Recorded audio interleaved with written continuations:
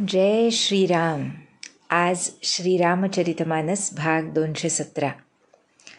रामे चित्तलयः सदा भवतु मे, भो राम मामुद्धर.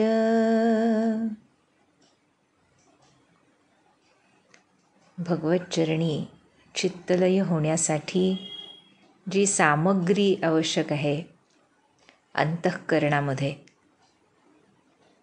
ती सामग्री जेव्हा नसते किंवा त्यामध्ये काही तूट असते, त्यावेळी त्या भगवत चरणांशिवाय इतर गोष्टी आम्हाला आकृष्ट करत असतात. यालाच माया म्हणतात. आणि ही माया जितकी जितकी आम्हाला दृश्यामध्ये खेचते, तितकं तितकं आमचं मन हे भगवत चरणांपासून दूर होऊन या मायाभूमीमध्ये भटकत राहतं. एक नाही, दोन नाही, तर अनंत जन्म, अनंत योनींमधून कृमी कीटकापासून विविध प्राणी पक्षी आणि मनुष्य देहापर्यंत असा हा प्रवास आहे. आणि संत आम्हाला सांगतात की मनुष्य देह हा अनेक जन्म ज्यावेळी या मार्गावरून चालण्याचा प्रयत्न होतो, त्यावेळी तुम्हाला दिला जातो. मनुष्य जन्म हा काही आम्ही आमच्या बळावर, आमच्या साधनेवर सुद्धा तसं म्हटलं तर, किंवा आमच्या कोणत्याही इच्छेमुळे मिळवलेला आहे असं नाही. तो आम्हाला दिलेला आहे भगवंतांनी कृपा करून. कशासाठी? तर या माझ्या लेकरानं माझ्याकडं परत यावं, आपलं विसरलेलं घर त्याला पुन्हा आठवावं, यासाठी हा मनुष्य देह भगवंतांनी दिलेला आहे. पण ज्यावेळी आम्ही या दानाची विस्मृती अंतःकरणामध्ये करतो, त्यामध्ये एक प्रकारचा पडदा पडतो, त्यावेळेला मनुष्य देह मिळूनसुद्धा आम्ही या मायेमध्ये, दृश्यामध्ये इतके खोलवर अडकून राहतो की चालते बोलते सद्गुरूसुद्धा आम्ही ओळखू शकत नाही, संत सत्पुरुषसुद्धा आम्ही ओळखू शकत नाही. आणि मग परमार्थ मार्ग चालणं हे केवळ बाह्येंद्रियांपर्यंत सीमित राहतं. त्याचं जे सार अंतःकरणामध्ये साठायला हवं, अंतःकरणामध्ये खरी प्रीती उद्भवायला हवी, किंवा त्याखेरीज इतर सर्व हे विषवत वाटायला हवं, ते आम्हाला वाटत नाही. आणि त्यामुळे ही ओळख पटत नाही. आणि हे सांगण्यासाठी प्रत्यक्ष कपिराज हनुमंत स्वतःच्या उदाहरणामधून आम्हाला दाखवून देत आहेत. आपण मागच्या भागामध्ये बघितलं की हनुमंत श्रीरामांसन्मुख आलेले आहेत आणि हे भक्तोत्तम आपल्या प्रभूंना ओळखणार नाहीत, हे शक्य तरी आहे का? पण जसं म्हटलं, समस्त मानव जातीला एक प्रकारे उदाहरण घालून द्यायचं की कसं तुम्ही भगवत सन्मुख असूनसुद्धा त्याला विनमुख होता. आणि मनुष्य देह मिळणं याचाच अर्थ आम्ही भगवत सन्मुख होण्यासाठी आम्हाला पात्र बनवलेलं आहे भगवंतांनी, असा त्याचा अर्थ होतो. जसं महाराज म्हणतात, त्याला मनुष्य देह मिळाला म्हणजे त्याला भगवत प्राप्तीचा अधिकार आहे, त्या आनंदाचा अधिकार आहे. पण हे लक्षात न आल्यानं आम्ही कसे फसतो हे हनुमंत स्वतःच्या उदाहरणातनं दाखवत आहेत. त्यामुळे हनुमंत म्हणाले की तुम्ही तपस्वी वेशात होतात, मी तुम्हाला बघितलं, पण माझी वानरबुद्धी असल्यानं मी तुम्हाला ओळखू शकलो नाही. बरं का? ही वानरबुद्धी कपिश्रेष्ठांची नाही तर आमची आहे, हे त्यांना सांगायचं आहे. याचा अर्थ काय? म्हणजे तुमची बुद्धी एका ठिकाणी स्थिर होत नाही. आपल्याला माहीत आहे, वानर जो असतो तो कधी एका फांदीवर, एका झाडावर स्थिर बसत नाही. तो उड्या मारत राहतो विविध झाडांवरून, आणि हाच त्याचा निज स्वभाव असतो. अनेकदा हे उदाहरण दिलं जातं वानराच्या पिल्लाचं, की वानराचं पिल्लू जे असतं ते आपल्या आईच्या पोटाला घट्ट धरून असतं आणि त्या पिलासकटच ती वानरी एका झाडावरून दुसऱ्या झाडावर उड्या मारत असते. पण होतं काय, त्या आईनं त्या पिलाला धरलेलं नसतं. पिलानं आईला धरलेलं असतं, पण पिल्लू छोटं आहे, त्याच्या अंगात अजून तेवढी शक्ती नाही. त्यामुळे अनेकदा असं होतं उड्या मारताना की ते पिल्लू आईच्या पोटावरून निसटून खाली पडतं किंवा दुसऱ्या फांदीवर पडतं. आणि यालाच एक प्रकारे इथं आमच्यासाठी हनुमंत वानरबुद्धी असं संबोधत आहेत, की आम्ही सद्गुरूंना किंवा भगवंतांना आमच्या बुद्धीनं आमच्या बळावर धरायचा प्रयत्न करतो. ते चूक आहे असं नाही, प्रथम प्रयत्न हा आपला असलाच पाहिजे. पण जोपर्यंत तुम्ही मला धरा ही शरणागती येत नाही, जोपर्यंत आमच्या मनबुद्धीवरचा विश्वास क्षीण होत नाही, जोपर्यंत मला कळतं हा भाव क्षीण होत नाही, तोपर्यंत खऱ्या अर्थानं आई हा भाव सद्गुरूंबद्दल असो भगवंतांबद्दल असो अंतःकरणात निपजत नाही. आणि ज्यावेळी हा भाव निपजतो तेव्हा संत आम्हाला सांगतात की मग ते मांजरीचं पिलू बनतं, तो भक्त. कारण मांजरीचं पिलू आईला कधी धरत नाही, तर ती आई मांजरी त्या पिलाला आपल्या दातांमध्ये तोंडात धरते आणि मग एका जागेहून दुसऱ्या जागी ठेवते. तिथं ते पिलू पडायचा धोका नसतो, कारण आईनी घट्ट धरलेलं असतं. तसं ज्यावेळी सद्गुरू आम्हाला शरणागतीनंतर घट्ट धरतात, त्यांनी आधीच धरलेलं असतं, पण आमची धडपड सुटत नाही एका फांदीवरून दुसऱ्या फांदीवर जायची. एक सद्गुरू भेटलेत, पण अजूनसुद्धा दुसऱ्या संतांकडे जाण्याची आमची इच्छा क्षीण होत नाही. अजूनसुद्धा सेकंड ओपिनियन परमार्थाबद्दल, साधनेबद्दल घेण्याची एक इच्छा अंतरंगात जिवंत असते. त्यावेळी आम्ही आमची बुद्धी माईक जी आहे ती वापरून अनेकदा फसतो आणि कुठंच शरणागती न झाल्यामुळं सद्गुरूंना काही फरक पडत नाही, पण आमच्या अंतरातला जो कोलाहल असतो, जो एक क्षोभ असतो किंवा एक प्रकारची अशांती असते, ती कधीच नाहीशी होत नाही. तसं न व्हावं यासाठी पहिल्याच भेटीमध्ये हनुमंत आम्हाला शरणागती शिकवत आहेत, कशी शरणागती असली पाहिजे. आणि त्यासाठी आता म्हणतायत, पुढे काय म्हणाले हनुमंत, जेव्हा ते म्हणाले की मी माझी वानरबुद्धी असल्यानं मी तुम्हाला ओळखू शकलो नाही, पण तुम्ही कसं काय मला मनुष्याप्रमाणे विचारताय की तू कोण. आणि हे झाल्यानंतर हनुमंत आम्हाला शरणागती कशी असावी, कशी स्वतःबद्दल दैन्य बुद्धी असावी, मला काही कळत नाही हा भाव अंतरंगात कसा निपजायला पाहिजे शिष्याच्या, हे आता शिकवणार आहेत. तुलसीदास सांगतात, हनुमंत म्हणाले, तव माया बस फिरऊ भुलाना, ताते मैं नहीं प्रभु पहिचाना, एक मैं मंद मोह बस कुटिल हृदय अज्ञान, पुनि प्रभु मोहि बिसारेऊ दीन बंधु भगवान. हनुमंत म्हणतायत, मी तुमच्याच मायेमुळं तुम्हाला विसरून भटकतोय, त्यामुळे मी आपल्या स्वामींना सुद्धा ओळखू शकलो नाही, मी तुम्हाला ओळखू शकलो नाही. कारण काय सांगतायत हनुमंत, एक तर मी मंदबुद्धीचा आहे म्हणतात, मी दुसरा मोहवश होतो आणि हृदयानं कुटील आहे, अज्ञानी आहे. कोण बोलतंय याचा विचार केला तर आम्ही अंतःकरणामध्ये किती मोठेपणा ठेवून जगत असतो हे सहज लक्षात येण्यासारखं आहे.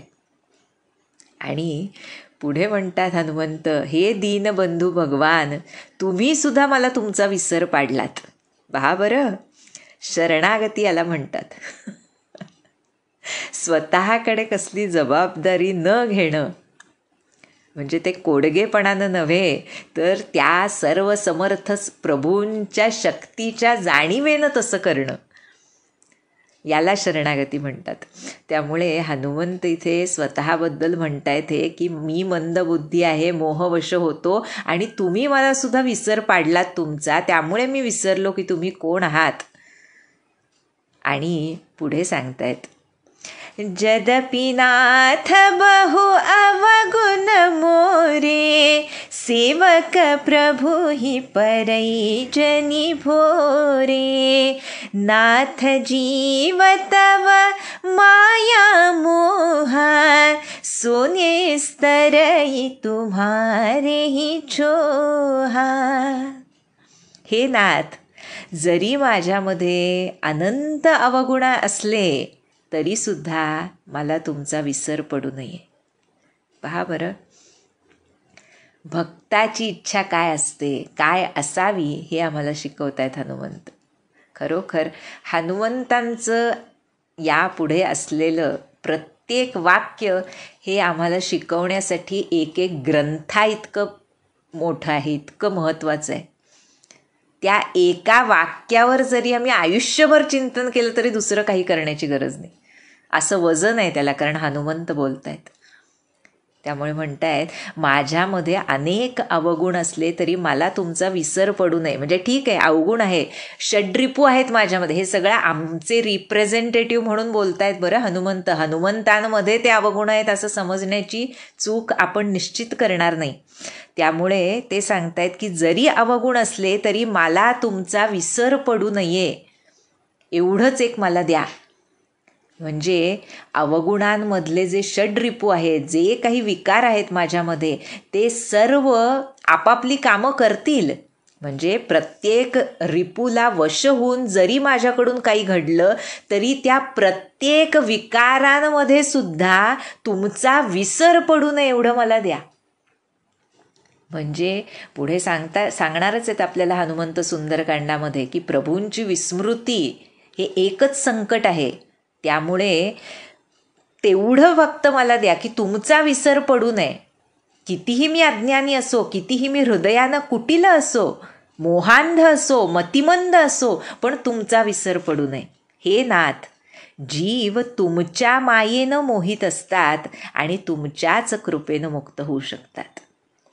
बरं का, म्हणजे भगवंतांनी गीतेमध्ये जे सांगितलं, मम माया दुरत्यया आणि मामेव ये प्रपद्यन्ते मायाम एताम तरन्ति ते. दुरत्यय आहे माझी, दुस्सह आहे माझी माया, पार करून जाण्यासाठी जवळजवळ अशक्य आहे जीवाच्या शक्तीनं. पण जे मला शरण येतात तेच या मायेपासून मुक्त होतात. आता हेच इथं कपिश्रेष्ठ आपल्या स्वामींबद्दल सांगतायत, exactly in the same words, की तुमच्या मायेनं जीव मोहित असतात आणि तुमच्याच कृपेनं मुक्त होऊ शकतात. आणि पुढे पुन्हा हनुमंतांची लीनता दिसून येते. म्हणजे खरोखर असं वाटतं ना की, आणि कसं आहे, ही लीनता आणून येत नाही. आमचे महाराज म्हणायचे बरं का, की ही अंगभूत असते लीनता. महाराजांचे एक थोर शिष्य होऊन गेले, त्यांचं नाव कृष्णशास्त्री उप्पिन बेटगिरी, आपल्याला सर्वांना माहीत असेल. महाराज काय म्हणायचे त्यांच्याबद्दल, तर अत्यंत विद्वान पण अत्यंत लीन असं जर कुणी असेल, हे जे कॉम्बिनेशन आहे विद्वान आणि लीनता, हे खूप रेअरेस्ट ऑफ द रेअर म्हणावं लागेल, असं ते कॉम्बिनेशन आहे.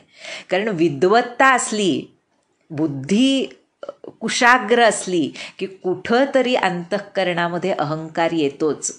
पण बुद्धी आहे, पण त्या बुद्धीचा उपयोग कशासाठी केला आहे, तर सद्गुरूचरणी लीन दीन होऊन राहण्यासाठी केला आहे. त्या बुद्धीचं लिमिटेशन ओळखून त्याचा वापर सद्गुरूचरणी शरण जायला केला आहे, तर ती खरी बुद्धी. म्हणून महाराज त्यांच्या बाबतीत म्हणायचे बघा असं. आणि तेच इथे हनुमंतांच्या बाबतीत दिसून येतं आपल्याला, की आपण ज्ञानी नाम अग्रगण्य म्हणतो हनुमंतांना, ते स्वतःबद्दल म्हणतायत मी अज्ञानी आहे. आणि जसं म्हटलं की जो खरा लीन असतो त्याच्या शब्दांवरून आमच्यासारख्या कुटिल अंतःकरण्यांना ते उगीच they are trying to be modest असं आम्हाला वाटतं. की ते म्हणायचं म्हणून अशी लीनता प्रकट करतायत, नम्रता प्रकट करतायत. पण खऱ्या संतालाच कळतं की कोण खरा नम्र आहे आणि कोण आमच्यासारखा केवळ दाखवण्यासाठी नम्रता ओढू नये पांघरून. त्यामुळे इथे हनुमंत पुढे म्हणतायत स्वतःबद्दल, तापर में रघुबीर दोहाई, जानऊ नहीं कछु भजन उपाई, सेवक सुत पति मातु भरोसे, रहई असोच बनई प्रभु पोसे. याशिवाय मी तुमची शपथ घेऊन सांगतो हे नाथ की मी भजन साधन काहीही जाणत नाही. जानऊ नाही कछु भजन उपाई, काहीही साधन नाही माझं. पण सेवक सुत पती मातु भरोसे. आहा, इट्स अ स्टेटमेंट अगेन की सेवक हा स्वामीच्या भरोशावर निश्चिंत असतो आणि पुत्र हा मातेच्या भरोशावर निश्चिंत असतो. त्यामुळे म्हणतायत हनुमंत, प्रभूंना सेवकाचं पालन पोषण करावंच लागतं. भरवसा आणि निश्चिंती या दोन गोष्टी असल्या तरच तो शिष्य, तरच तो साधक, तरच तो भक्त. महाराजांचं एक सडेतोड वचन आहे, जोवर आम्ही काळजी करतो तोवर रामाच्या पायाशी आहोत असं म्हणणं खरं नाही. यावरून आम्ही कुठे आहोत हे सहज लक्षात येण्यासारखं आहे. त्यामुळे भरवसा असेल तरच निश्चिंती असते. आणि कसा भरवसा सांगितला आहे? सेवकाला स्वामीचा भरवसा, की स्वामीनं सांगितलं तेवढं कार्य करायचं आणि निश्चिंत राहायचं. स्वतःचं डोकं चालवायचं नाही. तोच सेवक, जो जसं स्वामी सांगतो तसं करेल तो सेवक. जे स्वामी म्हणेल त्याला हो म्हणणारा सेवक. मग ते मान्य असो वा नसो हे महत्त्वाचं. आणि दुसरं तर उदाहरण आपल्याला माहीतच आहे, पुत्र जसा मातेच्या भरोशावर निश्चिंत असतो. महाराज म्हणतात ना की आई औषध देते मुलाला तेव्हा ती विष देईल असा विचार तरी मुलाच्या मनात येतो का? तो किती निश्चिंतीनं ते घेतो. तशी निश्चिंती प्रभूचरणी झाली पाहिजे म्हणतात महाराज. आणि तेच इथं आम्हाला हनुमंत सांगतात. म्हणजेच तेच सांगतायत की सेवक स्वामीच्या भरोशावर निश्चिंत असतो, पुत्र मातेच्या भरोशावर निश्चिंत असतो. त्यामुळे ठीक आहे, माझं काही साधन नाही, भजन नाही, काहीही मी जाणत नाही, अनेक अवगुण आहेत माझ्यामध्ये, मोहांध आहे, मतिमंद आहे, कुटील आहे, अज्ञानी आहे, पण प्रभूंना सेवकाचं पालन पोषण करावंच लागतं. आता पुढे म्हणतायत, हे सर्व सांगून झाल्यावर, अस कही परे उचरण अकुलाई, निज तनु प्रगटी प्रीति उरछाई, तब रघुपति उठाई उरलावा, निज लोचन जल सींच जुडावा. असं म्हणून हनुमान अत्यंत व्याकुळ होऊन प्रभूचरणी लोटांगण घातलं. हनुमंतांनी स्वतःचं खरं स्वरूप प्रकट केलं, कपिस्वरूप प्रकट केलं. विप्र रूपामध्ये होते ना इतका वेळ, आता स्वतःचं स्वरूप प्रकट केलं. हृदयामध्ये प्रेमाचं भरतं आलं आहे आणि प्रभूंनी हनुमंतांना उठवून हृदयाशी धरलं आहे आणि आपल्या प्रेमाश्रूंचा वर्षाव करून हनुमंतांना भिजवलं आहे. पहा बरं, प्रभूंच्या नयनांमध्ये पाणी आहे आपल्या भक्तोत्तमाला बघून. आणि भक्तोत्तम त्यांची लीनता अशी की प्रभूचरणी लोटांगण घातलंय, स्वतःचे सर्व अवगुण त्यांची लिस्ट त्यांच्यासमोर ठेवून आणि प्रभूंनी त्यामुळेच त्यांना हृदयाशी धरलं आणि प्रेमाश्रूंनी भिजवलं. आता प्रभू काय म्हणतायत? म्हणाले, सुनु कपीजिय मानसी जनी ऊना तै मम प्रिय लक्ष्मण ते दूना समदरसी मोहि कह सब को सेवक प्रिय अनन्य गती सो. संबंध परमार्थाचं सार सांगितलंय प्रभूंनी दुसऱ्या चरणामध्ये. पहिल्या चरणात म्हणाले, हे हनुमंता, का बरं दुःखी होतोस, का कष्टी होतोस, तू मला लक्ष्मणापेक्षा दुप्पट प्रिय आहेस, अधिक प्रिय आहेस.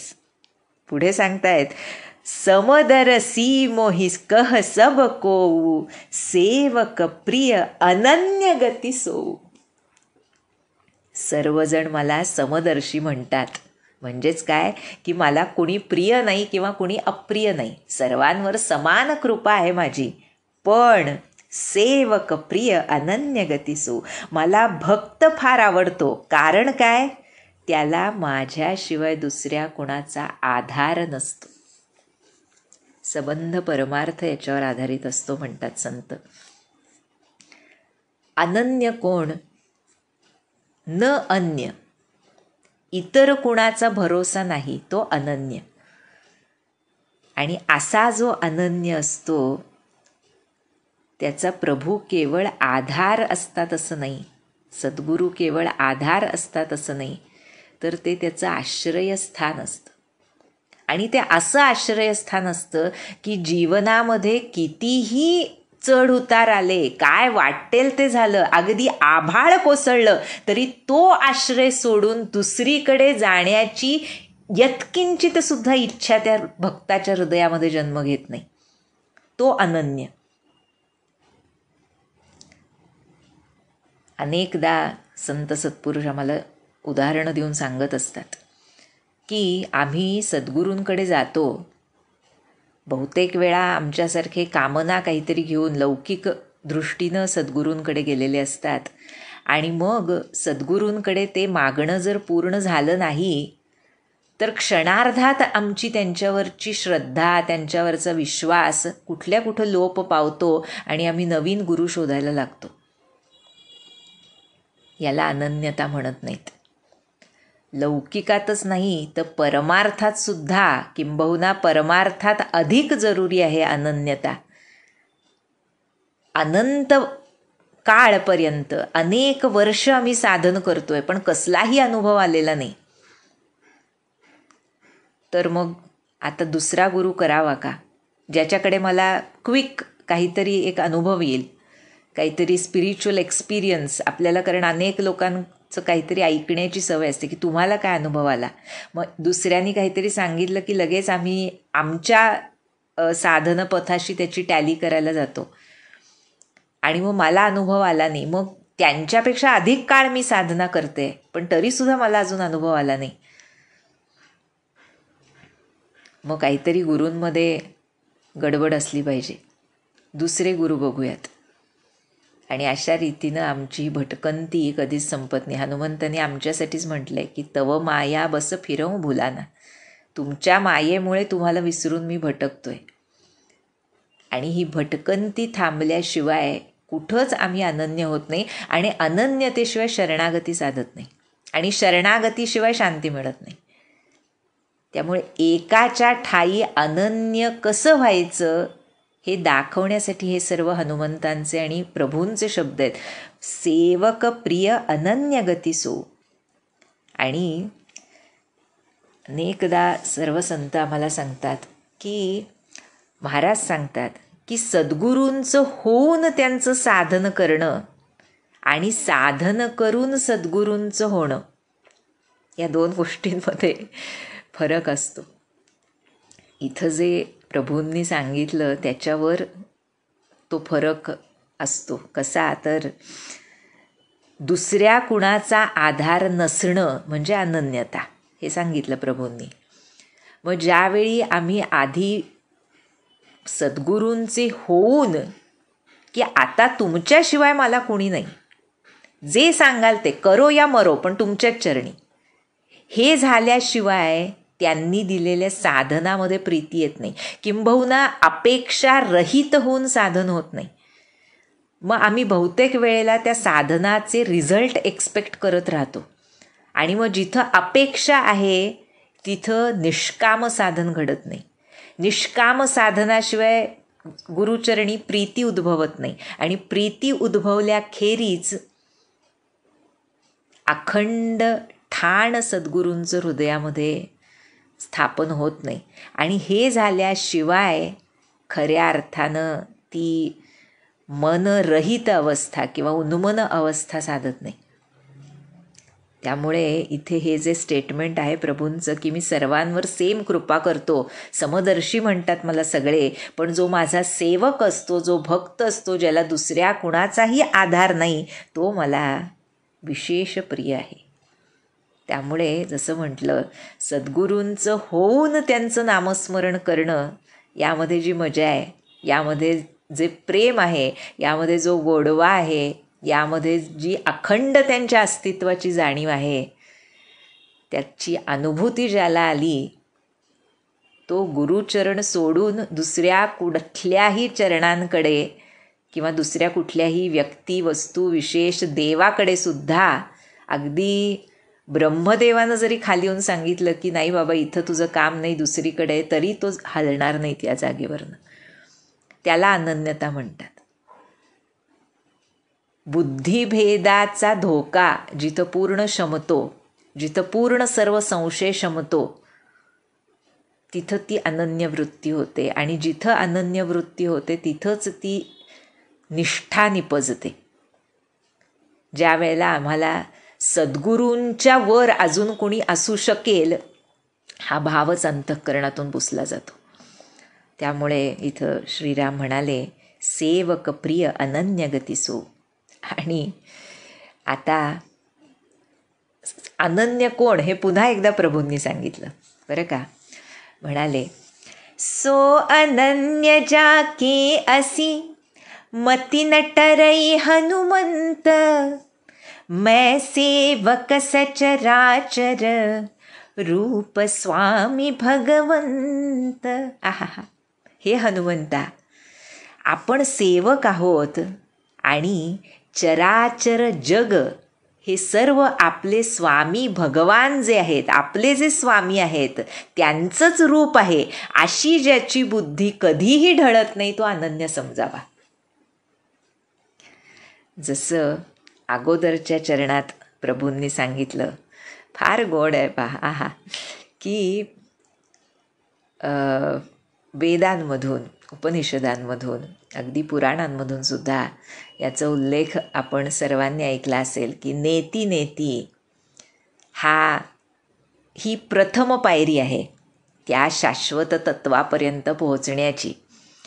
आणि ज्या वेळेला हे नेती नेती ही प्रथम पायरी का म्हटलं, कारण इथं सुरुवातीला जे प्रभूंनी सांगितलं सेवक प्रिय अनन्य गती सो, की तो अनन्य माझ्याच चरणी आहे, त्याला माझ्याशिवाय दुसऱ्या कोणाचा आश्रय नाही.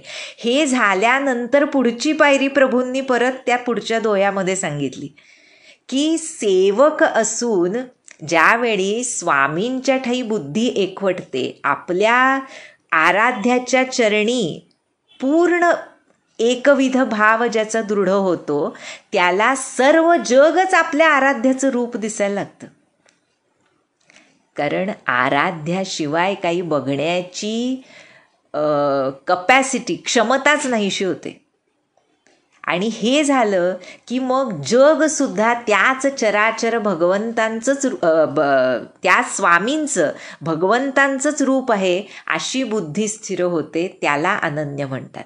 म्हणजे पहिल्या पायरीमध्ये प्रभूंनी नेती नेती सांगितलं आणि दुसऱ्या पायरीमध्ये स इति वासुदेवच सर्वमिती, सगळीकडे माझे भगवंत भरून आहेत. आणि त्यामुळे सुरुवातीला ही जी अनन्य गती करण्याचा प्रयत्न आहे तो पुरुषार्थ आणि प्रार्थना आणि कृपा या तिन्हींनी युक्त असतो असं संत सांगतात. आणि दुसरी जी पायरी आहे जी सर्व चराचर जगसुद्धा त्या भगवंतांचंच रूप आहे, ही त्या स्वामींची, सद्गुरूंची, भगवंतांची पूर्ण कृपा झाल्यावर त्या शिष्याच्या अनुभूतीस येते आणि मग द्वैत उरत नाही. अशा रीतीनं हे 2 टप्पे प्रभूंनी 2च वाक्यांमध्ये, एक चौपाई आणि दुसऱ्या दोह्यामध्ये आम्हाला सांगितलेत. आणि त्यालाच अनन्य म्हणावं असं हनुमंताला सांगतायत, जो अनन्यता शिरोमणी आहे. आणि हे झाल्यानंतर हनुमंतांना काय वाटलं, काय म्हणाले ते सांगतायत.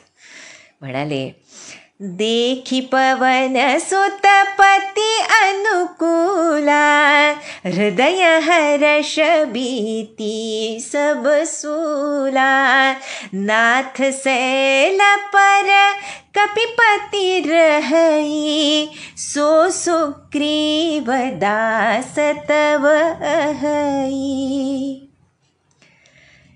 अशा रीतीनं श्रीरामांनी समजावल्यानंतर हनुमंतांना वाटलं की स्वामी आपल्यावर प्रसन्न आहेत असं म्हणून खुश झाले पवनसुत हनुमान. बरं का, मनात हर्ष दाटला आणि सगळं दुःख नाहीसं झालं. आणि म्हणतायत, हे नाथ, या पर्वतावर, त्या ऋषमुख पर्वतावर वानरराज सुग्रीव राहतात, जे तुमचे दास आहेत. त्यामुळे पुढे सांगतायत, तेहि सननाथ मैत्री कीजे, दीन जानी तेहि अभय करीजे, सो सीता कर खोज कराई, जहत हमर कट कोटि पठाई. आता हे हनुमंत सांगतायत की हे नाथ, त्या सुग्रीवाशी मैत्री करा आणि जो दीन आहे, तुमचा सेवक आहे, त्याला आपला दास समजून निर्भय करा. तो सगळीकडे, वानरराज सुग्रीव कोट्यवधी वानरांना पाठवतील आणि सीतामातेचा शोध लावतील असं हनुमंत श्रीरामान सांगतायत. आणि यानंतर श्रीराम लक्ष्मण हनुमंतांनी जसं सांगितलं त्याप्रमाणे करतायत. काय केलं तर, एही विधी सकल कथा समुझाई, लिए दुऔ जन पीठी चढ़ाई, जब सुग्रीव राम कहु देखा, अतिशय जन्म धन्य करी लेखा, सादर मिले वो नाई पद माथा, भेटेऊ अनुज सहित रघुनाथा, कपिकर मन विचार एहि रीति, करिहहि विधि मोह सनये प्रीति.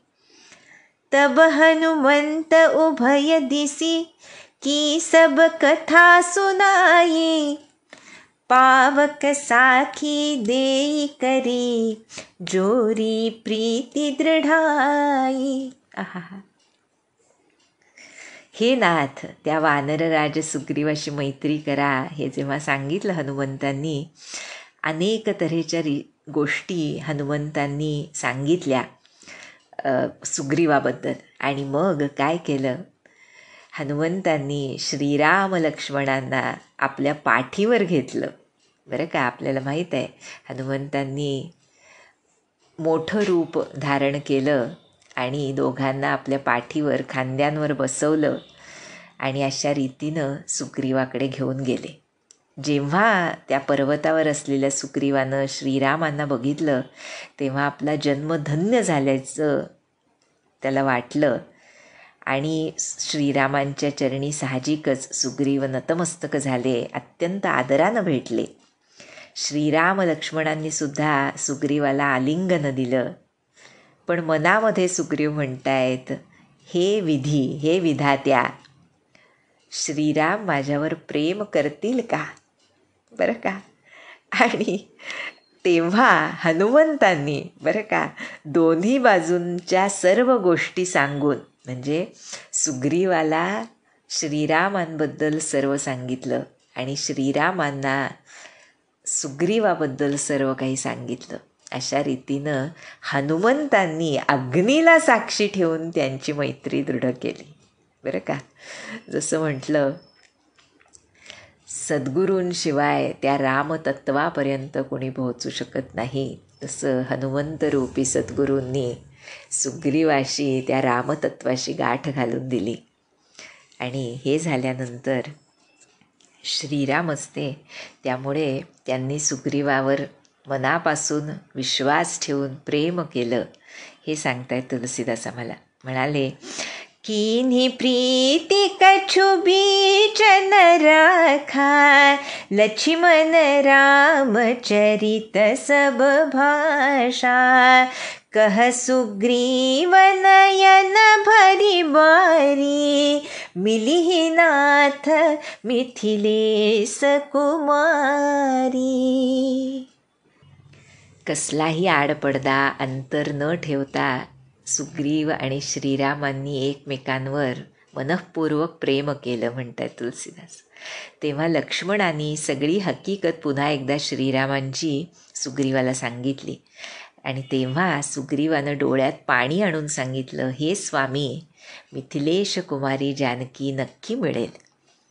आणि त्यानंतर आता सुग्रीव सांगतायत, मंत्रिध सहित इहाईक बारा, बैठ रहे मैं करत बिचारा, गगन पंथ देखी मैं जाता, परबस परी बहुत बिल पाता, राम राम हा राम पुकारी, हम ही देखी दीन्हे उपट डारी, मागा राम तुरत ते ही दीन्हा, पट उरलाई सोच अति कीन्हा.